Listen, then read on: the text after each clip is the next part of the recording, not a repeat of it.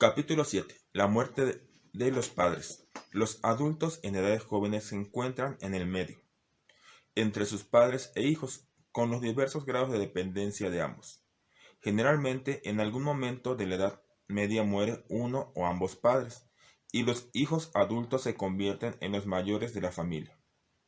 Los factores claves que determinan la forma en cómo el fallecimiento de un padre afectará a un hijo adulto son la naturaleza de la relación con ese padre, la edad del hijo cuando ocurre la muerte, la madurez emocional del hijo sobreviviente, el periodo de advertencia previo a la muerte y el tiempo que padre e hijo han dedicado a discutir los aspectos tanto prácticos como emocionales del deceso del padre.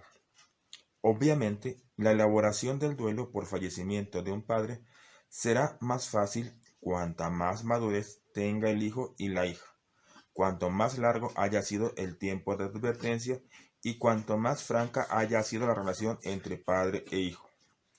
Cuando un hijo joven pierde a un padre o el deceso es repentino o la relación era tensa, el duelo puede permanecer sin resolverse durante años. Las etapas de recuperación y elaboración del duelo después del fallecimiento de un padre por lo general no son tan inhabilitantes o intensas como cuando se pierde a un cónyuge, amante o hijo. Es de esperarse que los padres mueran antes que los hijos y por consiguiente hasta cierto grado estamos preparados para el fallecimiento de nuestros padres. Nunca resulta fácil aceptar la pérdida de una relación emocional que nos importe, pero la mayoría de nosotros tenemos una noción previa que es normal y justa la muerte cuando se es mayor y se ha tenido la oportunidad de vivir lo suficiente para llevar a cabo alguna o todas las tareas del ciclo de la vida. Es mucho más fácil resignarse a este tipo de pérdida sin el sentimiento de rabia surgido cuando fallece un niño o un adulto joven. Dependencia prolongada de los padres. Cuando muere uno de los padres, la edad del niño influye en la forma en cómo manejar el dolor. Para un niño pequeño, la muerte de un padre es un misterio. Con frecuencia, el niño tendrá sentimientos de culpa y pensará que él causó el fallecimiento con alguna acción mala o perversa, o lo puede invadir el temor de ser abandonado o castigado. Joan perdió a su padre en una epidemia de tifoidea cuando tenía 5 años de edad. 3 semanas más tarde, un hermano mayor murió de la misma enfermedad. Joan era muy pequeña para comprender la muerte. Solo sabía que su madre había desaparecido. Esa pérdida traumática creó en Joan para toda su vida el temor de perder a quienes amaba a través de la muerte. Su ansiedad creció con los años y finalmente se manifestó con el temor de perderse a sí misma, en el recelo ante su propia muerte.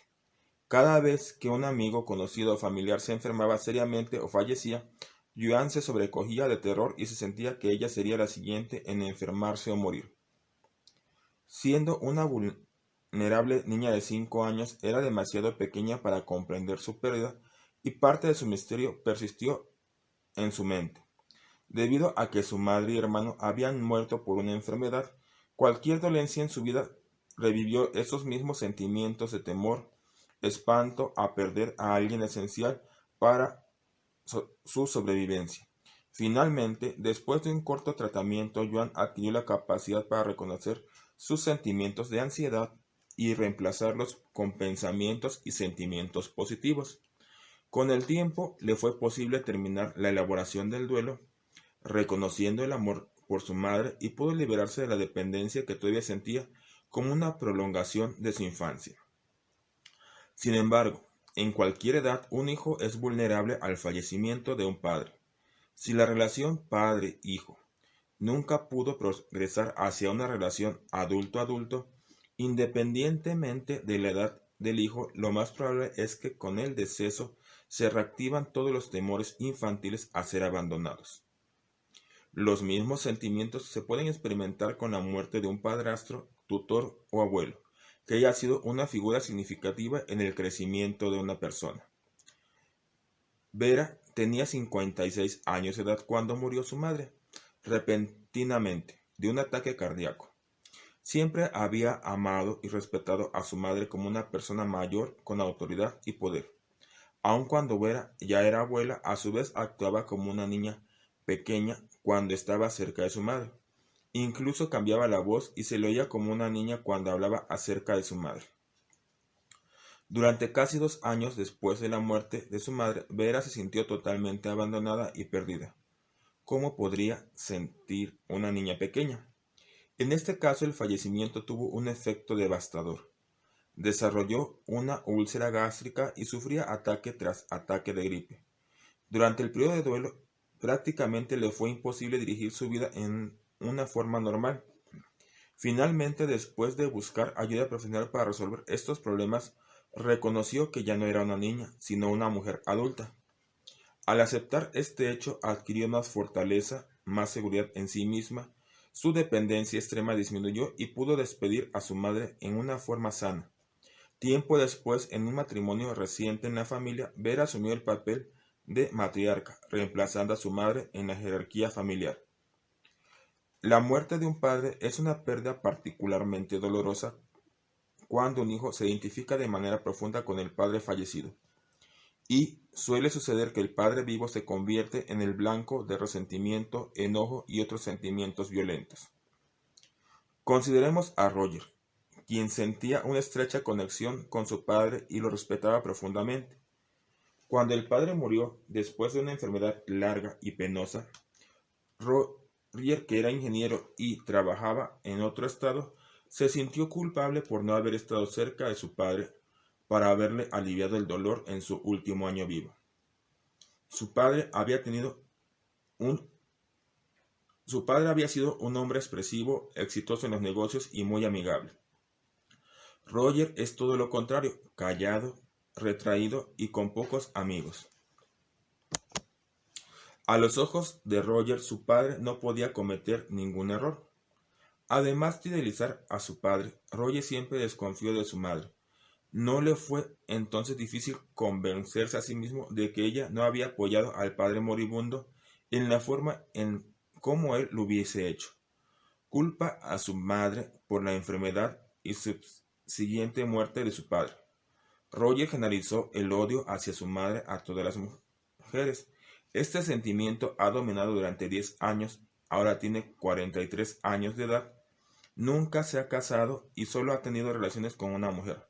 Esa mujer tenía 33 años más que él, casi la edad de su abuela, la única mujer en quien ha tenido confianza. Años más tarde, Roger sigue manteniendo una conexión con su padre y está atrapado en la primera etapa de la negación. Roger no terminará el proceso de recuperación y continuará con su vida tal cual hasta que acepte las diferencias entre él y su padre. A la larga, Roger deberá conformarse con recordar a su padre de modo realista. Debe ver a su padre como un hombre normal, con defectos, y aceptar el hecho de su muerte. Antes de poder adoptar la posición del hombre en la familia o en cualquier relación, un papel para el que se siente inadecuado, debe enterrar psicológicamente a su padre. Asimismo, la muerte de un padre puede intensificar otras crisis emocionales que estén ocurriendo en la vida de un hijo al mismo tiempo. En la película Middle Age Crisis, la edad o locura de la edad madura, la muerte del padre dispara una conducta de irresponsabilidad en el protagonista de 40 años. El avance de los años en el mismo, la partida del hijo hacia la universidad, las grandes responsabilidades en los negocios y la muerte del patriarca de la familia provocan que el personaje diga suplicante, pero yo no quiero ser el papá. En efecto, huye de su casa y tiene una aventura con una jovencita en un intento por suicidarse las crecientes responsabilidades de la edad. Las crecientes responsabilidades de la edad. Cuando las raíces de la relación padre e hijo son tan profundas, en ocasiones los vínculos permanecen vivos durante mucho tiempo después de la muerte del padre. Como en el caso de Roger, algunas veces el hijo se esforzará por cumplir las fantasías o sueños incompletos del padre. Merle, por ejemplo, fue la mayor de 5 hijos. Durante los primeros 6 años de su vida, su padre lo trató como al hijo que había deseado, hasta que nació el primer varón. Después, gradualmente, al crecer el chico lo suficiente para acompañar al padre en las partidas de caza o de pesca, como Merle lo había hecho en el pasado, su hermano la reemplazó como compañero de su padre. Marge tenía 23 años cuando la repentina muerte del padre sacudió a toda la familia. Poco después del fallecimiento, Marge presentó una solicitud de admisión en la escuela de leyes. Siempre había planeado obtener el título de abogada porque su padre toda su vida había anhelado serlo y nunca lo había logrado. Ahora, en su honor, trataba de ser lo que él no pudo alcanzar para sí. A Marge se sorprendió ante la sensación de alivio y liberación que experimentó cuando la escuela de leyes rechazó su solicitud.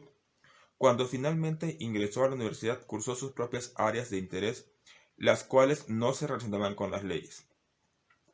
A nivel inconsciente había deseado complacer a su padre y recuperar el amor que ella sintió. Se le había negado al nacer su hermano. La sensación de alivio la hizo percibir la necesidad de profundizar más en la muerte de su padre y la ayudó a emprender su propia vida. Cuando la identificación con un padre es mayor con el otro, es natural que el fallecimiento de ese padre provoque un impacto mayor en el hijo. También presenta una oportunidad perfecta para enfrentarse a nuestras emociones enterradas. Si el proceso del duelo se maneja en su totalidad en términos prácticos y psicológicos, el hijo puede avanzar a áreas nuevas de desarrollo y madurez. La muerte de un padre es la oportunidad para progresar, no para una regresión. La última pérdida. La demencia y el Alzheimer en etapa avanzada nos causan la muerte por sí solos. Existen otras complicaciones físicas como insuficiencia cardíaca, accidente cerebrovascular, neumonía, etc., que en realidad causan la muerte. La tragedia es observar el lento deterioro, los comportamientos regresivos y ver desaparecer la plenitud de un ser querido quien los alivia. Su mente muere antes que su cuerpo. El padre de mi hijo ha sido diagnosticado con la enfermedad de Alzheimer y se turnan para cuidarlo y para aliviar a su esposa actual y darle un respiro para descansar y revivir. Ahora tiene 86 años. Su cuerpo está bien, pero su mente no funciona y continúa deteriorándose. Su enfermedad crea temor en su hijo al pensar en la posibilidad de que su enfermedad sea genética y puede ser ese su destino. Las pruebas genéticas mejoradas pueden poner su mente en reposo. Aunque algunas personas no quieren saber, yo sí quiero. ¿Y tú? ¿Saber o no saber? Es la pregunta. Es una pregunta seria y es la fuente de conflictos y dudas para muchos médicos, quienes frecuentemente consideran no decirle a alguien si tiene una enfermedad mortal o si morirá pronto. Si deseas saber si es un candidato potencial para una enfermedad grave como el Alzheimer o esclerosis lateral amiotrófica (ELA), la diabetes, el cáncer de mama o cualquier otra enfermedad con consecuencias potencialmente peligrosas para la salud, el análisis de ADN moderno puede solucionar sus dudas. Si decide saber, puede tomar medidas de prevención ahora. Terminación de asuntos pendientes. En la sociedad occidental, donde muchas de nuestras relaciones están llenas de cortesía superficial, cuando muere un padre, por lo general quedan gran cantidad de asuntos pendientes. Las relaciones más difíciles de aclarar y con las que cuesta más trabajo ser abierto y honesto son las que están encargadas con fuerte contenido emocional. Son aquellas en las que sentimos podemos perder mucho si somos sinceros acerca de nuestros verdaderos sentimientos, valores y actitudes. En consecuencia, los padres y los hijos continúan desempeñando los roles antiguos durante años y nunca se tratan mutuamente como adultos. He conocido personas de más de 40 años que temen fumar delante de sus padres, aunque lo hacen regularmente en su vida diaria. Aducen que están tratando de proteger los sentimientos de sus padres y respetan su posición acerca de los formadores. Sin embargo, esta relación con los padres es deshonesta. En realidad se están protegiendo a sí mismos de la desaprobación de papá o mamá. No lo suficientemente seguros o maduros para arriesgarse a una posible desaprobación y afirmar su independencia como adultos. Los padres son nuestras primeras figuras de autoridad. Cuando muere un padre en una relación de ese tipo, el hijo puede sentir alivio al no tener que seguir fingiendo, pero después del alivio se siente culpable por sentir. Por tanto, no queda libre. Como la relación fue falsa y superficial, el hijo deberá terminar su propio proceso de madurez y convertirse en un adulto independiente separado, después de la muerte del padre. Esa tarea puede ser igual de difícil que cuando el padre estaba vivo, y si el hijo no puede con su propia lucha, permitirá que el padre fallecido continúe teniendo el poder para aprobar y desaprobar su conducta por el resto de su vida. La adolescencia es la época característica para romper con los valores, actitudes y poder paternos. Pero si como adulto aún no has logrado una separación total, te apremio a hacerlo lo antes posible. Después del fallecimiento del padre es mucho más difícil romper con esos esquemas y convertirse en una persona independiente y autosuficiente. El saneamiento de las relaciones con los padres puede sentirse como algo extremadamente atemorizante y amenazante, sobre todo cuando, sabes, no aprueban algo de ti. Uno de los mejores caminos consiste en sentirte seguro para expresarte a ser libre e independiente. Las palabras altisonantes y la censura se pueden evitar si sabes comunicarte con tus padres. Se logra poco con erupciones espontáneas de enojo y hostilidad, que más bien pueden introducir una cuña entre tus padres y tú. Piensa claramente que quieres que comprendan tus padres. Después ensaya una escena en donde se los dices. Observa cualquier temor, sentimiento de frustración, enojo u otras emociones. Asimismo, presta atención a tu cuerpo. Trata de percibir las áreas de tensión física como un dolor de estómago, calambres, dolor de cabeza, cambios en la respiración, tensión de la espina, etc. Probablemente vuelvas a experimentar una tensión física en las antiguas áreas crónicas establecidas tiempo atrás, como una respuesta a los temores infantiles ante la figura de autoridad adulta que representaban tus padres. Cuando ensayes y entres en contacto con las tensiones y temores emocionales y físicos, reconócelos, trata de deshacerte de ellos. Esto requerirá cierto esfuerzo de tu parte. Repite la misma escena en tu imaginación hasta que puedas hacerlo sin ningún sentimiento o reacción. Tal vez lo repitas varias veces, pero no te rindas. Si te quedas o te sientes estancado, discútelo con un terapeuta. Si los puntos en los cuales discrepan son demasiado serios, será más inteligente o fácil terminar los asuntos pendientes con otros métodos, como escribir una carta que nunca envíes, pero en donde expreses todo lo reprimido en tu pecho. Es conveniente obtener consejo profesional antes de decidirse a la confrontación. Una vez terminado este ensayo y planeado el proceso, deberás acercarte a tus padres con los puntos a aclarar. Diles tu deseo de hablar con ellos sobre un asunto serio y preguntarles cuándo sería conveniente para ellos. Si puedes estimar el tiempo que se llevará, díceselos también. Si tú estableces la agenda o el tema de la conversación y el lapso de tiempo, tú serás quien controle la situación. Y lo más importante, habrás desactivado la bomba emocional. Después del primer paso, las cosas se vuelven más fáciles. Tendrás la capacidad de dirigir la conversación y no serás susceptible a quedar atrapado en las antiguas formas de manipulación. Al reunirte con tus padres, empieza por darles una idea de lo que quieres tratar. Unas cuantas palabras de introducción. ¿Cómo? Me es difícil decir esto, pero quiero hacerlo porque para mí es importante ser sinceros con ustedes. Ayudarán a comunicarles tus necesidades de reafirmarte a ti mismo. Tu mensaje debe ser directo y apoyarse en hechos, y las frases más sencillas son las mejores.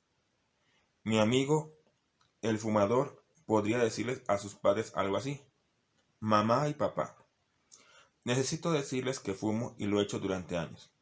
Estoy cansado de ocultárselos. En este momento mi intención es seguir fumando.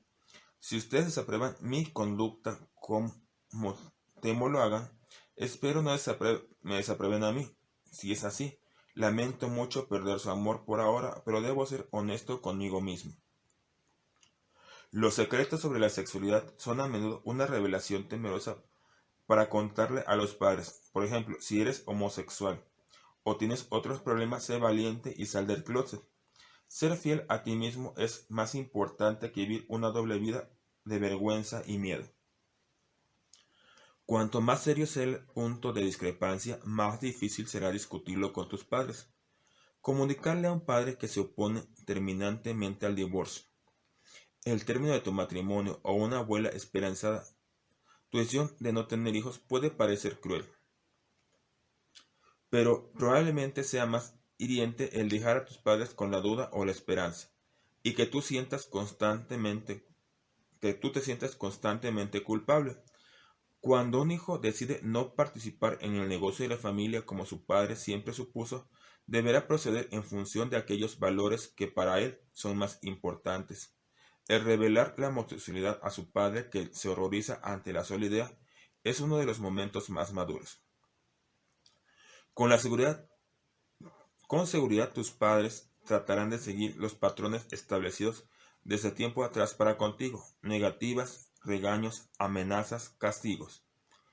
Estas primeras reacciones se pueden extender incluso a prometerte ser eliminado de su testamento, o te amenazarán con retirarte su amor en alguna forma. Sin embargo, si estás preparado para lo peor, sus amenazas no tendrán éxito. Esta vez te estás sosteniendo sobre tus propios pies. Sin importar el costo, habrás dado un paso fundamental hacia la reafirmación de tu propia persona. La respuesta paterna más usual consiste en poner en práctica los viejos medios para controlarte, como cuando eras pequeño. Pero cuando percibían que ya no funcionaba este método, seguramente se moderen y te acepten como eres. Se puede requerir algún tiempo para que se adapten a los cambios en la relación. Dales el tiempo necesario.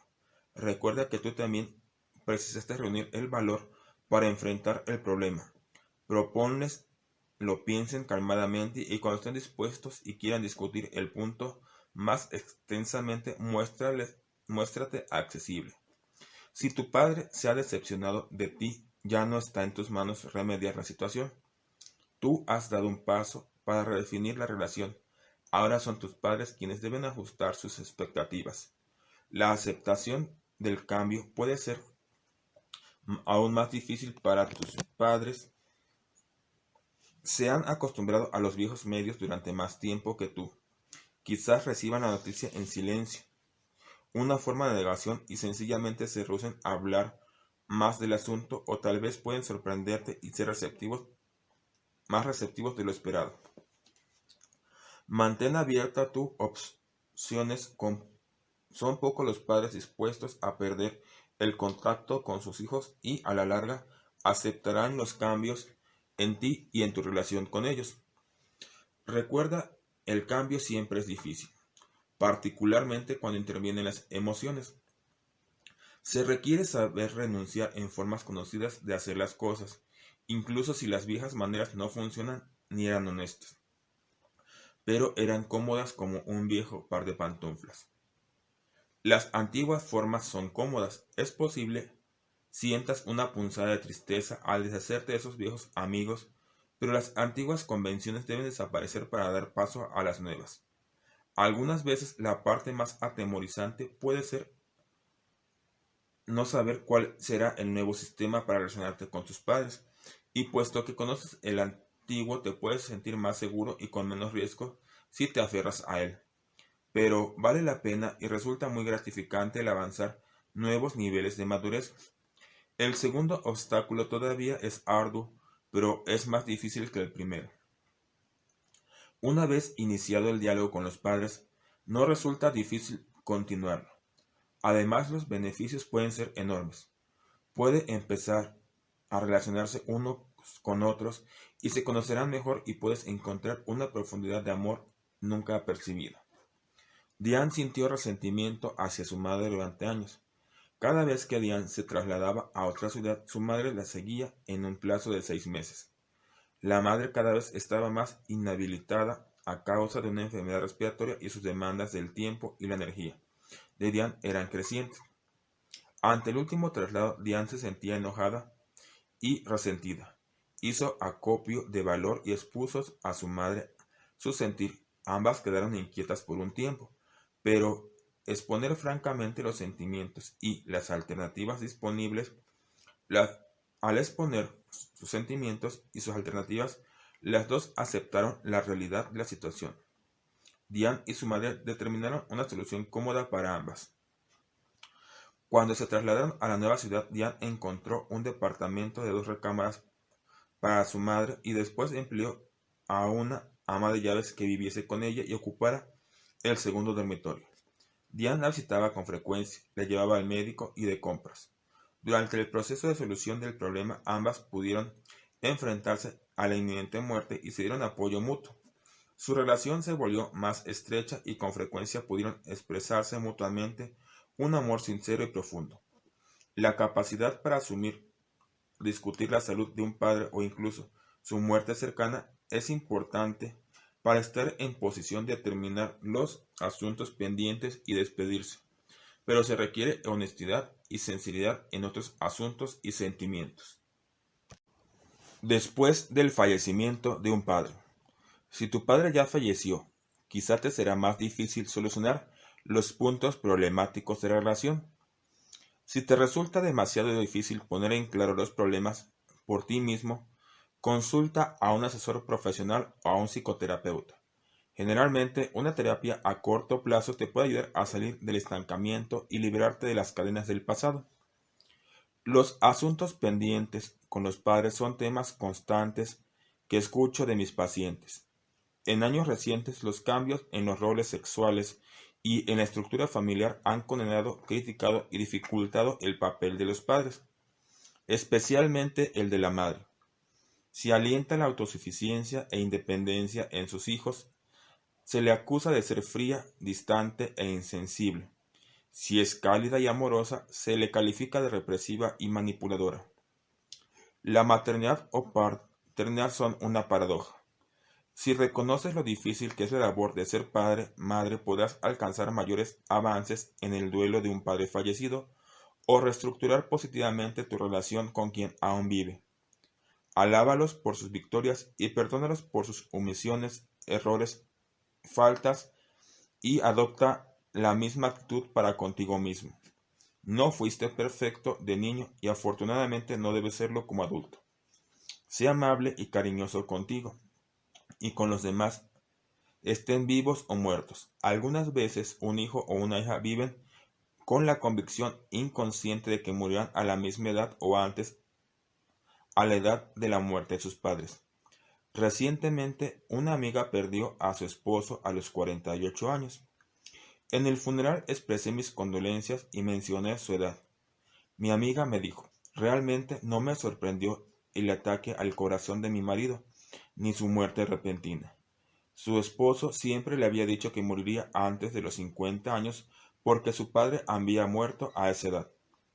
Claramente este hombre no podía superar a su padre viviendo más que él y eligió acortar su vida cuando murió. Otra amiga, Marlene, cuyo padre murió a los 44 años, empezó a poner en orden sus bienes cerca de un año antes de llegar a esa edad. Hizo su testamento, nombró albacea para sus bienes, seleccionó la música para ser tocada en su funeral, hizo arreglos para donar sus órganos y sostuvo largas discusiones con sus hijos acerca de los recuerdos que quería cada uno. En esa época estaba extremadamente ocupada dando clases y preparándose para un viaje internacional, pero se vio impulsada a terminar con esta tarea. Al acercarse su cumpleaños y el aniversario de la muerte de su padre, desarrolló una severa ansiedad y le era imposible explicar sus persistentes sentimientos de temor. Finalmente acudió a un terapeuta y comprendió que nunca había terminado la elaboración del duelo de la muerte de su padre. Solo había enterrado, reprimido el dolor y el enojo con él por haberse muerto y haberla abandonado. Inconscientemente todavía quería estar con él, y por ello dispuso a terminar su vida a la misma edad. La terapia la ayudó bastante para darse cuenta de su actitud y en poco tiempo pudo enterrarlo psicológicamente esta vez.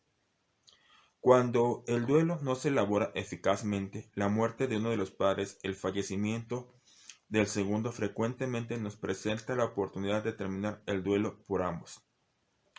Cuando han muerto los dos padres, se finaliza la transición de niño a adulto de la generación intermedia a la de más edad.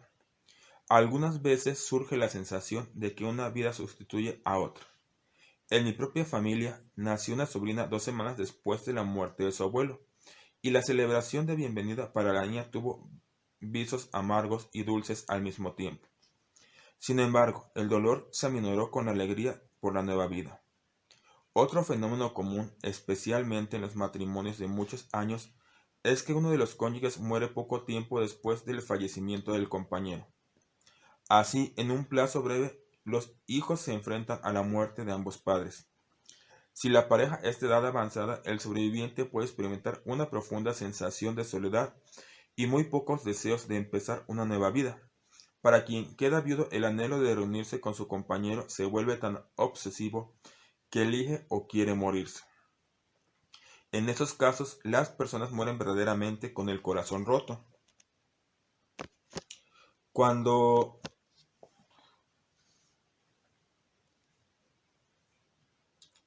cuando no hay causa físicamente aparente.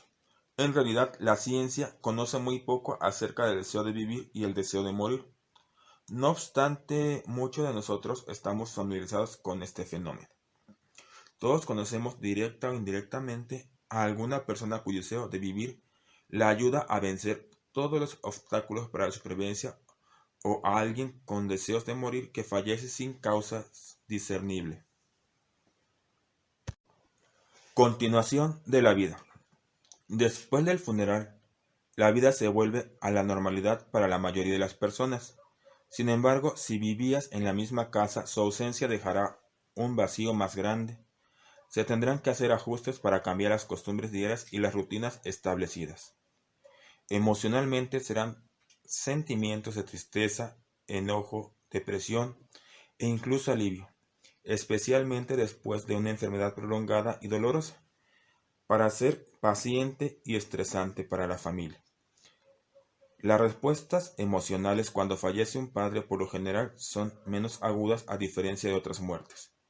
El duelo se resuelve en un plazo más corto, casi siempre de 6 meses a un año. Si la relación entre padre e hijo era la de dos adultos independientes, los problemas de autoestima e identidad son menos significativos cuando muere el padre. Lo más normal es que los hijos adultos hayan abandonado el nido y formado una vida propia sin un constante contacto diario con sus padres. Una vez pasado el funeral, las demandas de trabajo y la familia y otros compromisos requieren a la persona afligida volver a las rutinas de la vida familiar, y la muerte del padre se relega a un plano posterior. La muerte de un padre tiene el potencial para propiciar sentimientos positivos y negativos entre hermanos y hermanas. En ocasiones lleva años resolver las cuestiones de los bienes. Un testamento claro y explícito por parte del padre ayuda a reducir esas dificultades. Esta es una razón válida para hablar de estas mismas cosas ante la muerte, y después es demasiado tarde. La muerte de un padre puede ser la ocasión para que los hermanos renueven su cercanía. Sin embargo, muchas veces se separan. Las diferencias en criterios políticos y estilo de vida tienden a aumentar la brecha. El amor presente, el apoyo y el interés de la gran familia de tías y tíos y primos se está convirtiendo rápidamente en algo pasado, excepto en unas cuantas comunidades pequeñas donde los lazos familiares y religiosos son todavía muy firmes. Los adultos que no han tenido hijos se sienten un tanto huérfanos cuando pierden a su familia. necesitan incrementar sus amistades y estrechar las relaciones existentes para asegurar que el sistema de apoyo continúe. La muerte de los padres con frecuencia comporta sentimientos de nuestra propia muerte conforme asumimos el papel del jefe familia y a veces no existe nadie a quien pasarle la pelota. Puede ser triste imaginarse que no dejamos atrás ninguna nueva generación, aún así, hemos elegido no tener hijos. Mantener a la vista estos sentimientos es importante durante la elaboración del duelo. No podemos garantizar el futuro ni cambiar el pasado. Las siguientes generaciones, así como las emociones conflictivas provocadas por el duelo, pronto se enfocarán nuevamente en su forma adecuada conforme retornemos a la vida normal. Ok, y como ya habíamos mencionado, hasta aquí termina este capítulo de la muerte de los padres, que es el 7º capítulo. Pero como habíamos dicho al principio de la revisión de este material, que en las ediciones anteriores este libro, pues en un solo capítulo, englobaba la muerte de los padres, tanto de papá como mamá. Pero aquí en esta tercera edición, aquí la autora primero hace un análisis general de la muerte de los padres y posteriormente en los capítulos subsiguientes, específicamente en el 8 y en el 9, ya aquí ella hace hincapié en tanto para la muerte del padre como para la muerte de la madre, dedicando el capítulo 8, que es muy cortito, a la muerte de la madre y el capítulo 9 a la muerte del padre, los cuales iremos revisando en los siguientes audios y videos. Por tu atención hasta aquí, gracias.